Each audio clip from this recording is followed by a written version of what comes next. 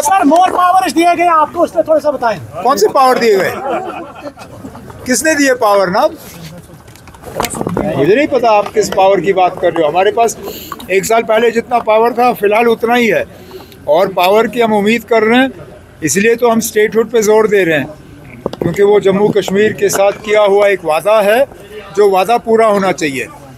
हम तो सोच रहे थे कि पहले साल के अंदर अंदर ही मरकज़ की हुकूमत अपना ये वादा पूरा करेगी, लेकिन चलिए किन वजूहात के बुनियाद पर जम्मू कश्मीर को आज भी स्टेटहुड से महरूम रखा गया वो मरकज़ और बीजेपी वाले ही बता सकते हैं। लेकिन हम अपनी कोशिशों को छोड़ेंगे नहीं। जहाँ तक आपने दरबार मूव के हवाले से बात की, मैंने पहले दिन से मैं कहता आया कि यूटी होते हुए जितने हम अपने लोगों के साथ किए हुए वादे पूरे कर सकते हैं हम कर लेंगे।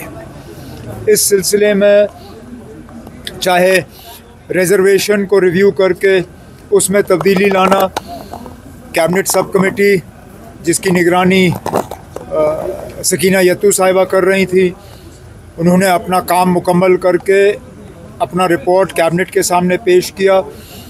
कैबिनेट ने उस रिपोर्ट को मंजूरी दी। अब डिपार्टमेंट के तरफ से कैबिनेट का मेमो तैयार किया जा रहा है, उसको बाय सर्कुलेशन हम मंजूरी देके एलजी साहब के पास भेज देंगे।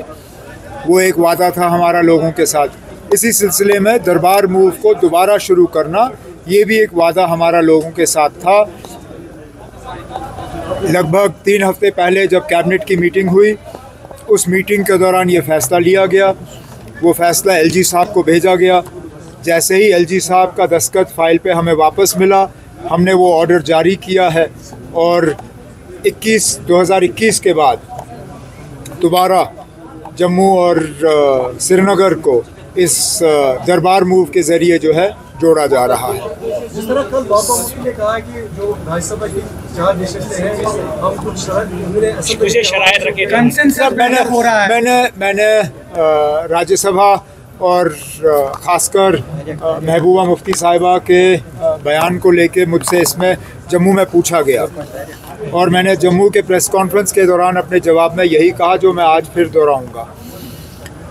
असेंबली में कौन सा बिल आएगा और कौन सा नहीं आएगा, इसका फ़ैसला स्पीकर साहब करेंगे। लेकिन कोई ऐसा बिल हाउस के सामने आए जिससे जम्मू कश्मीर के लोगों को फ़ायदा होगा, मेरी हुकूमत उस बिल में कोई रुकावट पेश नहीं करेगी। लेकिन मैं यहाँ से या कोई ऑनरेबल मेंबर असेंबली का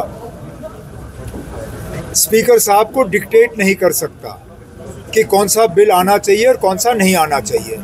बिल लाने का एक प्रोसीजर होता है, एक तरीका होता है। जो भी अच्छे बिल होंगे उन पे हम ज़रूर जो है मदद करेंगे। सर लैंड राइट्स बिल वो कह रहे हैं, लैंड राइट्स बिल हम लाएंगे ना। जो भी बिल, उस तरह का बिल तो मेरे भी एक साथी ने लाया है। तनवीर सादिक साहब का भी एक इसी तरह का बिल है कि जो हमारा पुराना कानून था 2019 से पहले, जिसको 2021 में तब्दील किया गया, लैंड ग्रांट्स एक्ट, उसको दुरुस्त किया जाना चाहिए। अब मैं नहीं जानता हूं कि तनवीर सादिक साहब का बिल हाउस के सामने आएगा या नहीं आएगा। इसी तरह जो बिल पीडीपी के तरफ से तैयार होकर भेजा गया है, क्या वो आएगा या नहीं आएगा, उसका एक प्रोसीजर होता है। लेकिन अगर आ जाएगा, मेरी हुकूमत उसमें कोई रुकावट नहीं बनेगी। सर कोरोना में मुख्तलिफ अज़ला में पर्चे लगाए गए, काफी ज्यादा नुकसान आने वाली असेंबली में क्या उसके लिए असेंबली के लिए ठहरने की ज़रूरत नहीं है। जहाँ जहाँ फसल को नुकसान हुआ है, चाहे हॉर्टिकल्चर या एग्रीकल्चर, उस नुकसान का मुआयना किया गया है, उसकी असेसमेंट की गई है। अब उस चीज़ को लेके मरकज़ की हुकूमत के साथ बात चल रही है कि एक पैकेज जो है, जिस तरह बाकी रियासतों को दिया गया है, जम्मू कश्मीर को भी एक खसूसी पैकेज मिलना चाहिए, ताकि जो सड़कों का नुकसान हुआ है, जहाँ पुल बह गए हैं, जहाँ लोगों के मकानात को नुकसान हुआ है, जहाँ एग्रीकल्चर हॉर्टिकल्चर को नुकसान हुआ है, इसके लिए हमें एक पैकेज मिले, ताकि हम जो लोग इससे मुतासिर हैं उन्हें हम मुआवजा जो है दे पाएँ। सर कोरोना में मुख्तलिफ अज़ला में जो पर्चे लगाए गए उनके वायलेशन पर, तो वो अभी रिवोक नहीं किए गए। तो आपकी सरकार ने वादा दिया था ऐसे पर्चे जो लगाए गए हैं उनको रिवोक किया जाए, उनको ख़त्म किया जाएगा, लेकिन अभी भी वो काम नहीं हो रहा। सर प्लीज़ ना पुलिस ना लॉ एंड ऑर्डर फ़िलहाल इस हुकूमत के पास है। वो इख्तियारात वो हमें मिले और ज़रूर जो बाकी हमारे किए हुए वादे हैं उनको भी हम पूरा कर लेंगे।